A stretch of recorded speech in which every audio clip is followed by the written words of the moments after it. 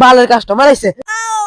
সাত ভাই মিলে একটা কুরবানি দিতেছি, যে একটা গরু কিনো না গো, দালাল রে ফোন দেই। আবির ভাই, আহো আল্লাহ আঙ্গ বাড়িতে আহো, গরু কিনো নাকবো। এ ভাই নাও।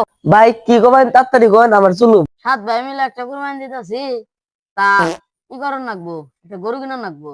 ব্যক্তি ভাই ডেয়া বাড়া দিছে, গুলিস্তান যে একটা ভিক্ষা করে ওটা উঠে বাড়াইছে, বিদার যে একটা গুফালায় ওটা উঠে বাড়াইছে।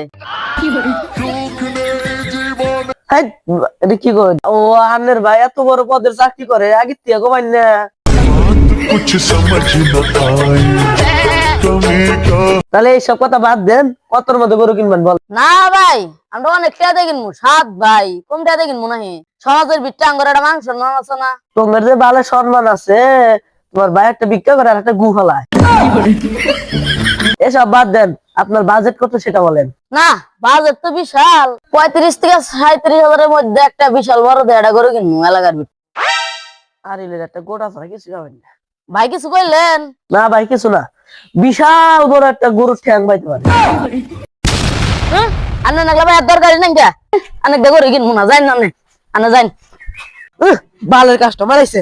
37,000 টাকা দিয়ে একটা গরু কিনবো, 37,000 টাকা দিয়ে একটা গরু গোটাই পাবো না। কাস্টমার আমার লাগবো না।